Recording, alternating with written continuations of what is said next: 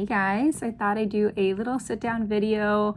I'm getting ready with me for this little charity gala I'm going tonight. I got my hair perfectly done. I got that Kim Kardashian updo effortless hairstyle. I love it, and it's by a hairstylist who I'm like absolutely adore. Her name is Roya.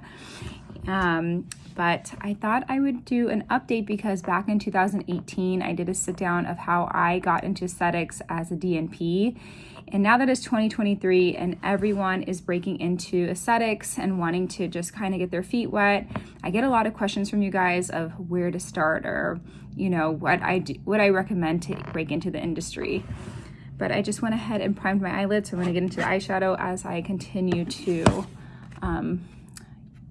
do my get ready. So I would say the best way to break into aesthetics is to start by, really learning more about aesthetics. I loved learning about it by just kind of reading everything I could that was available online. Now they have platforms where you could pay and learn from people, such as Patreon. I do have a Patreon myself in case you guys wanted to learn my techniques. But that kind of gave me the firsthand exposure of, not that Patreon was available back in 2000, when I got into it, it was like 2012. But it was a great starting point of like learning on like Instagram and Facebook what people were doing with these things that were considered cosmetic injectables that were not just Botox, but it was filler too. I started with interning with a dermatologist when I was an undergrad. I knew I wanted to do something with medicine and beauty, so I thought like, oh, maybe I'll just be a cosmetic dermatologist. But I quickly learned that, dermatologists do medical derm and they look at skin cancers or moles and they do biopsies, which is all great, but I really just wanted to focus on the aesthetic side. So he kept putting me with his nurse practitioner, and she did all that. She specialized in the aesthetics, and I noticed that patients really liked her. They built a nice connection with her, and they preferred her when it came to those treatments over the doctor. So that's what inspired me to, really pursue the nurse practitioner route. But this internship was unpaid. I did this because I simply just wanted to be around any dermatologist when I was interested in dermatology, just to see if I liked it, but also to be around the verbiage, just to be around that environment to see if my personality really worked for it, because originally I wanted to be a makeup artist. Go figure, here I am doing makeup on YouTube. This is so funny. If I can recommend anything to you guys to break into the industry, I would say, really try to work somewhere, whether it's paid or unpaid. If it's ancillary, like, front desk, back office, medical assistant, I think medical assistant is probably the best way to go, and just to see it firsthand and be like the right hand of the injector in terms of prepping the product, knowing, again, the verbiage, interacting with patients. That would give you a great sense of whether this field is good for you or not. Or say you are already there, say you're already a nurse or a nurse practitioner or PA, and you're like, okay, I just want to get started. How can I find a job that will let me get started and train me? Well, therein lies the problem. So as a business owner myself, I have trained quite a few injectors who I've really invested a lot of my time with, and I grew them, and I'm really proud of them. But the only issue that us business owners have is that, you spend so much time growing someone and building their little lookbook of before and afters, and their clientele, their marketing, and just for them to kind of, separate from you. I had a previous employee who I really did grow for about 2.5 years, and she, went off and did her own medical spa, which I totally understand. I did it myself, but it was so shocking that had happened, and this is someone I really opened up everything to, and I don't regret it. I think it was definitely a growing experience as a business owner, but it kind of gave me a little more reservation for the next person The next person I had trained really intensely for 6 months, and she was a new injector. I taught her anatomy. I did one-on-one trainings with her once a month for about 4 hours with 2 models doing unlimited areas. I, invested in allergen trainings quarterly and Galderma. And these are also private trainings that cost a lot of money. And within 6 months, she ended up leaving for a job that offered her more money. And again, I understand why people have to separate, but I just feel so depleted at this point of training. There has to be some kind of return investment, right? So I think when it comes to speak on behalf of the business owner, something that attracts me now for candidates, it's not someone who just looks at you to train them, because who's to say they're just going to take off and, take it somewhere else, but really people that are, show that proactiveness, like they are investing in their own education. They are signing up for online courses. They are going to courses or in person. They're going to conferences. They are purchasing books. They are bringing material to me that's saying like, hey, I've done all my A, B, and C. I know facial anatomy really well. I know techniques. I know products. Now I really just need to get into the groove of actually injecting. That makes me so impressed. I'm so happy to continue to train a person that is taking that initiative in themselves. I understand these courses are a lot of money, but you have to understand that the aesthetic industry, you get paid a lot too, and everything will pay off. You have to look at it as like a secondary degree without that formal certificate.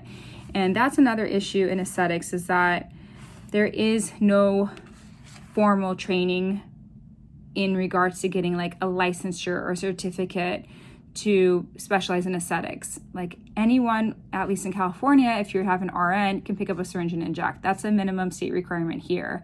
I'm not sure what it is in other states. You can check your state laws. I know some Midwest states, estheticians can inject, but the barrier to entry is quite low. I think it should be a little bit higher, especially when you're dealing with people's face.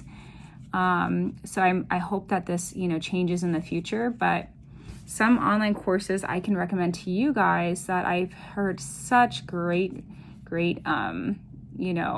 feedback from is Dr. Kwok and Lori Robertson's online training platform, and in person it's called Aesthetic Immersion.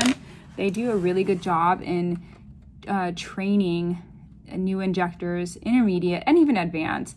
Dr. Kwok has actually done a training with me, and I absolutely love the way he teaches. I also have a online training platform if you guys want to learn from me. I know not everyone can travel or can invest that money when it comes to shadowing me around or doing a private training. So there is an online platform called Patreon where I show you all my techniques, and honestly, I would do that. Like, save all the travel and the time and just, stay on top of these up-to-date procedures with me by learning my tips and tricks. And I really go deep. I try to look up studies and I try to stay on top of it because, aesthetics is forever changing, and you just want to make sure that you never become complacent. Even if you think you know everything there is for Botox, for example, the minute that you become comfortable is the minute that you are now behind. And everyone's anatomy is different, so injection patterns are always changing and varying, and there's new science that is coming out daily about things that we didn't know before. So staying on top of it is key. Let's see, I'm gonna focus on what I'm gonna do here. So by the way, I'm using this card just to prevent any fallout of this darker colors and to create a nice sharper wing.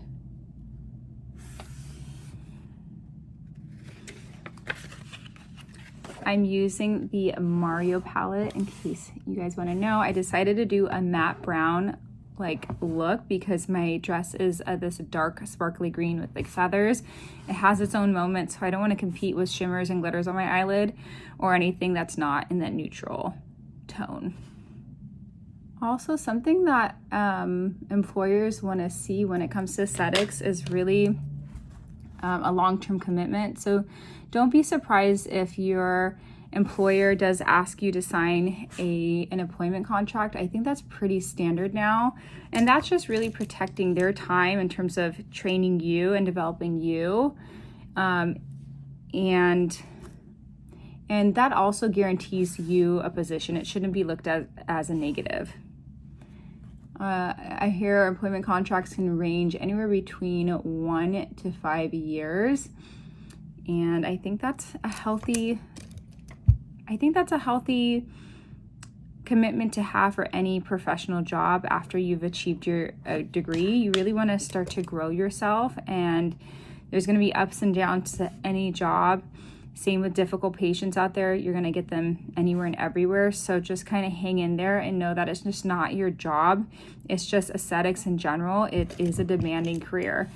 Also, if you are looking to get into aesthetics because you think that this is going to be a lot easier than a hospital job, sorry to break it to you guys, but you thought wrong. Aesthetics is very demanding. You are still on your feet for at least 8 hours a day. You rarely sit down. It's still hard to take a bathroom break. It's still hard to have a lunch break, especially for those that really want to hustle and become really good. You are still talking, to patients all day. You are really working harder in your conversation with them because you are trying to win over their trust for you to inject their faces or to buy into whatever procedure you're trying to sell.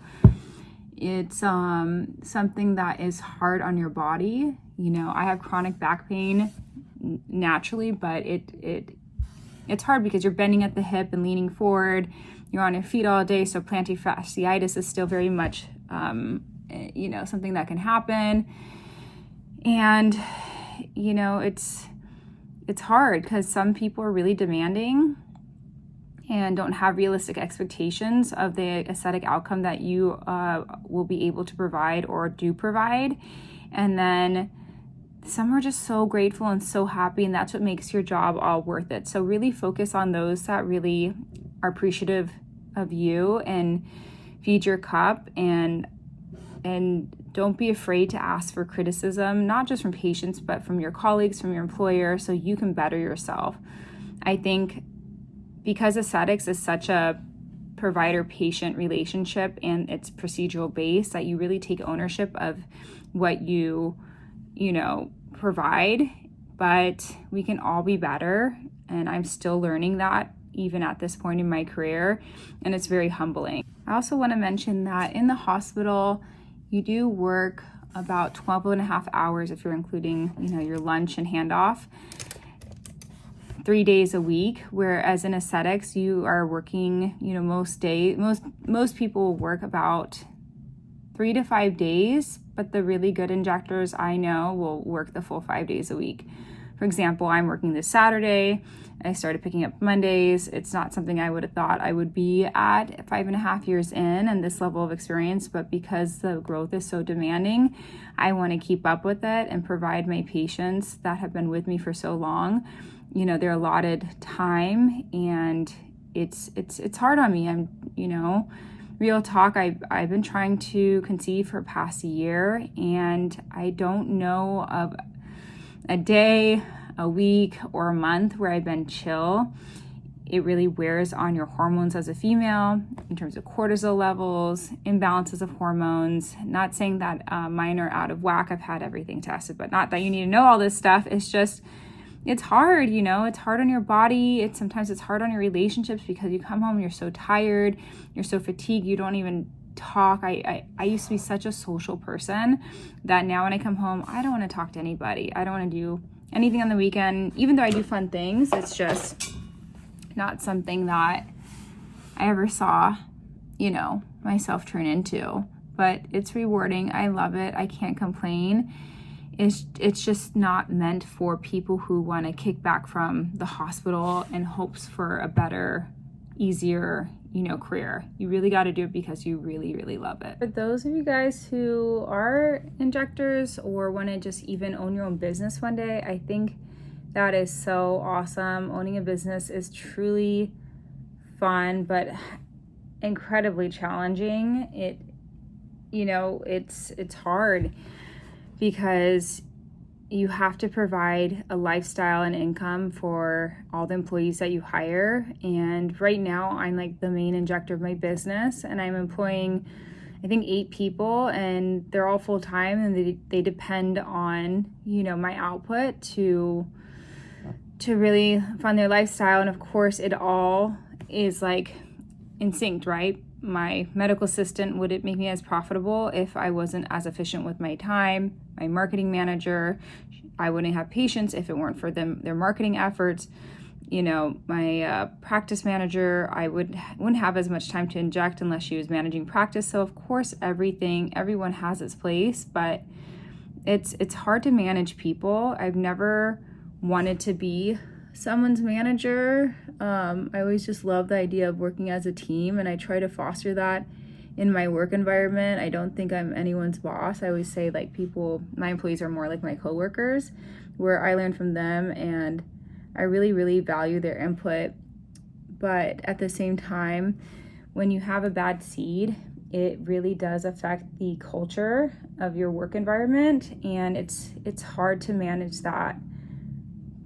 those type of people that have that can be, you know, provide that negative energy or, you know, bad work attitude. It sometimes can be contagious, and just keep your eye out for that. I went through a hard year this past year in terms of like almost every employee. Like, you know, I had a whole team essentially this year, and I understand that 2020, you know, 2 and 2023 was a year that everyone wanted to switch careers or jobs and went for the more higher paying position, or, you know, where they just don't want to work anymore. And I understand these transitions happen because of a recession and whatnot, but it was so hard on me to go through a whole new team. But we're rebuilding it. Team culture is so important. What's really hard as an owner and operator is that at the end of the day, you are in the room with patients probably 80 to 90% of the time, injecting and building those relationships. So it's really, really hard to oversee and manage employees. And I've been blessed to have really, really great staff. However, they do need the boss to be around and present to have that culture intact. So I haven't had a practice manager for the first 5 years of me opening up my business until this year, and it has changed so much for me and my employees, and we're still growing her. She's still very new to us, but we are happy to have just that presence around. I'm gonna do my lashes really quick off camera, and I'll be right back. Okay, the eyes are done, so I'm gonna go ahead and start priming and doing my face. But I think also something that's really important to know when you get into aesthetics is to not know, but to have, I guess, is to find your people that in aesthetics that are going to help be your support. I think sometimes what we do can be a little bit lonely just because we're interacting with patients all day, and then it's hard to connect with coworkers because you're in the room, and when you come home, you know, no one really understands or gets how demanding it could be. So, and that includes your partner, that includes your family, that includes your friends. But finding people in aesthetics that are in a similar, you know, journey as you is such a good support system. I met this one girl who has her own practice in Tampa, Florida. Shout out Nina, iConcierge. We met at a conference, and it was at the AmSpa conference earlier this year in Vegas. We literally hit it off. Like, we basically had identical stories of how we started our businesses, how we were growing, all the like struggles we're going through, and she's expanding as well. And it was just so good to talk to someone who just finally gets it, you know, to make you not feel like, not that you're going crazy or losing it, but that knows that you're just not alone in the struggle. And it helps because you'll be able to brainstorm business ideas and techniques and just bounce ideas off each other. Even like to lean on for support, like, hey, does this look right when it comes to any kind of adverse event, or keeping up with, you know, the industry that is constantly changing. Also, something to know when you get into aesthetics, having a medical director does not mean that your medical director is going to offer any kind of support in training you or, you know, being present in terms of being active in your business. It's simply a requirement that the medical board requires for medical directors, is to basically have it on paper that they are 51% owner.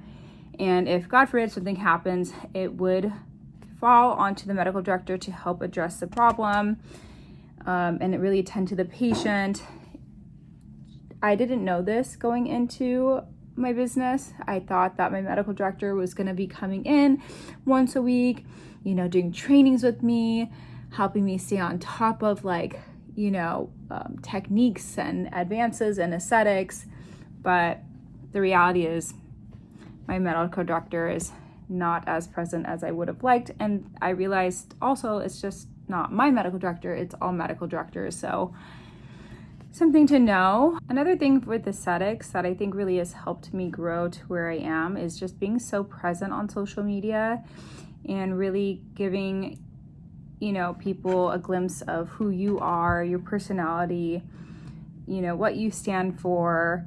Really just makes the consumer, I guess, or future patient trust you and just know that they kind of already know you before coming into the door, which is always so cool. Every patient I see or that, like, you know, finds me off Instagram makes me feel like I'm a little celebrity to them, which I love because it just doesn't make me have to try as hard to get to know that patient. They already just feel like they're immediately your best friend. So really, like, give yourself an opportunity to share yourself more online. It's hard because as medical providers, we're so private, and I think this is what we're just used to. But the more you can get more comfortable of showing who you are on camera or through pictures and captions, or like even if it's reposting memes, people will just start to see your personality more.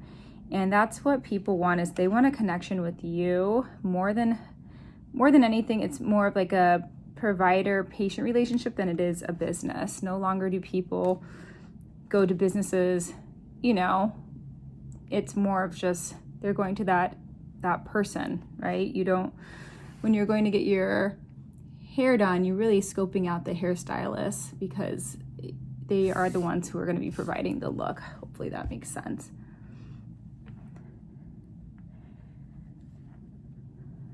Start looking at social media and marketing tactics to help grow your own brand or you as an injector.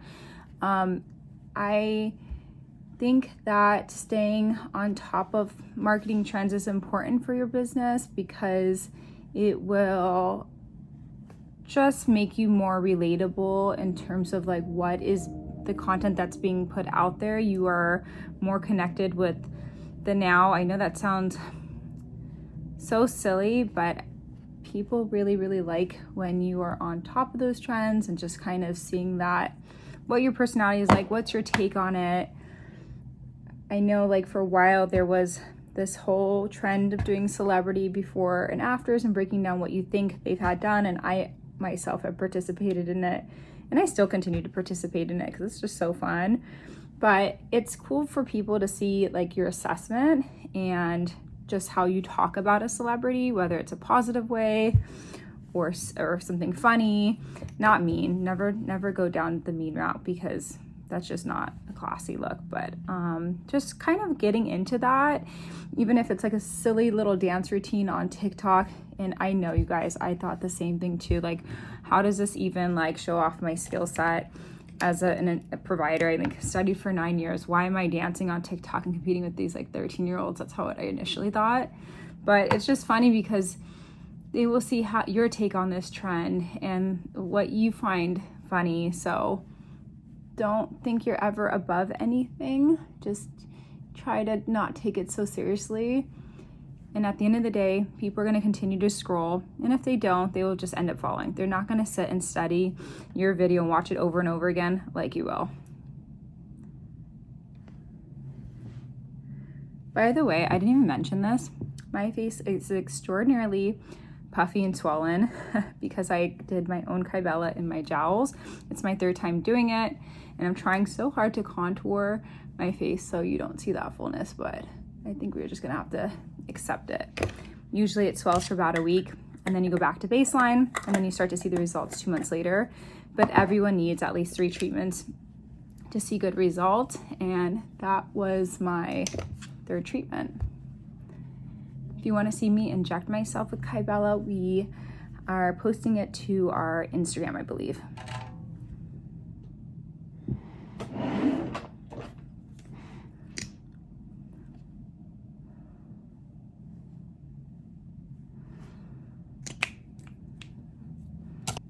Also, something that I recommend, no matter how advanced you get in your career in aesthetics or outside of aesthetics or whatever you do in life, it's always so important to keep that humbleness about yourself.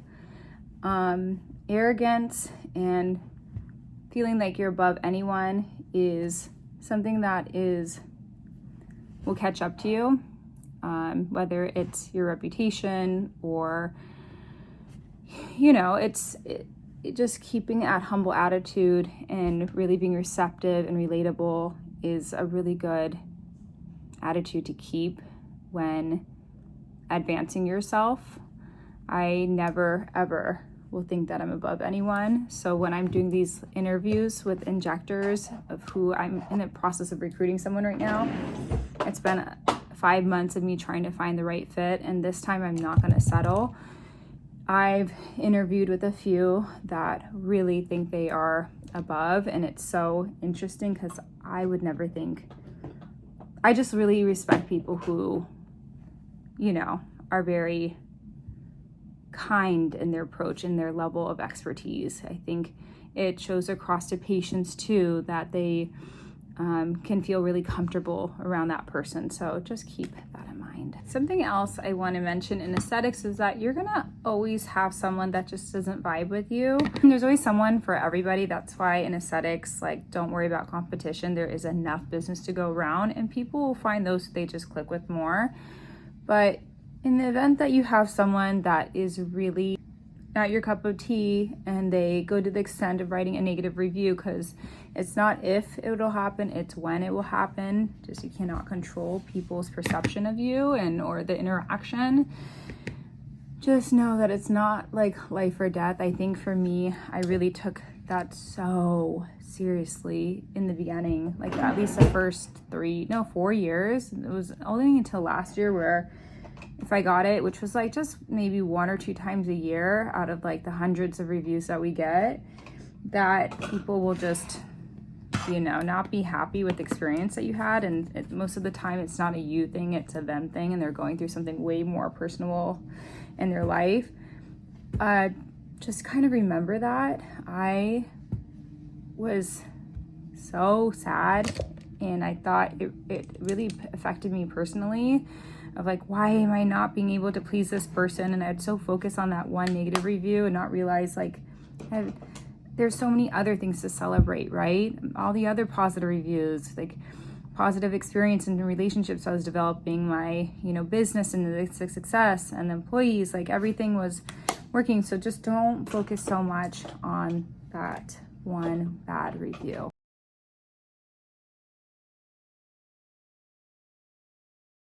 Also, for those of you starting on aesthetics, really start to partner with other service providers that do something similar to you, such as hairstylists, nail techs, brow lamination or tinting, or lash extensions or lash lifts or microblading or permanent makeup artists, lip, you know, really put yourself out there and network, because these are the people that are really going to vouch for you in terms of helping convert their patients into yours. Even consider offering them a complimentary service, and they get to experience you and really just kind of vouch for you. And I have a program where I set up that I tell my other service providers, like for example, I have a wedding photographer. I told her that if she, you know, sends me 3 people, I will take $300 off her next treatment, and she absolutely loved that. So something to think about: if you can't afford the out-of-pocket expenses at this time, see if your Allergan rep or Galderma, or whoever you like to purchase your fillers from, see if they could support that loss of money with product, and that will help offset that.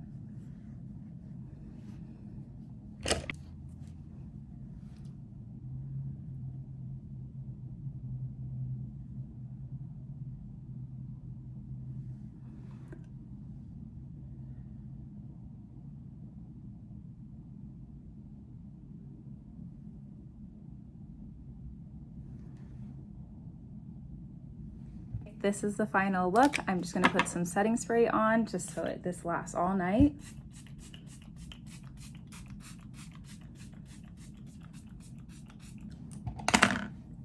I'll release my little front pieces. I'm gonna put on my dress, and then I will see you at the event.